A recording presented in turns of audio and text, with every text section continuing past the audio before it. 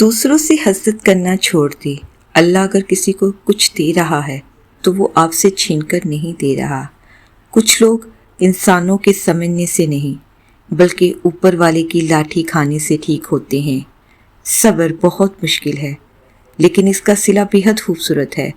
ابھی نہ صحیح مگر تمہاری دعاؤں کا جواب جب بھی آئے گا ان سے حالی نہیں آئے گا۔ قرآن پاک بار بار کہتا ہے نا امید نہ ہو، کمزور نہ پڑو، غمگین نہ ہو، بے شک اللہ ہر چیز پر قادر ہے۔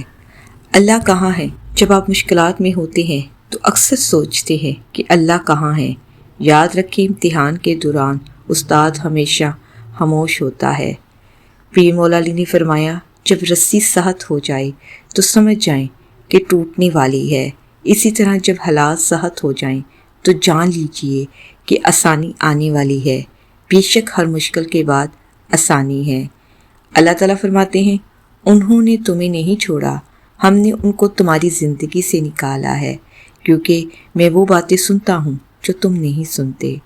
لوگ کہتے ہیں ہونا وہی ہے جو نصیب میں لکھا ہے۔ اللہ پاک قرآن پاک میں فرماتے ہیں تم مجھے پکار کر تو دیکھو، میں نصیب بدلنے پر قادر ہوں۔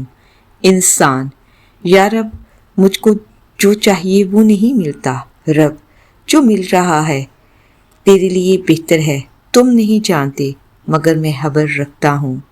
اللہ کی شان یاد رکھو تم اللہ سے اپنی حیثیت کے مطابق مانگتے ہو پر وہ تم کو اپنی شان کے مطابق نوازتا ہے۔ مجھے کبھی میرے حال پر مت چھوڑ، میرا تیرے سوا کوئی نہیں یا رب۔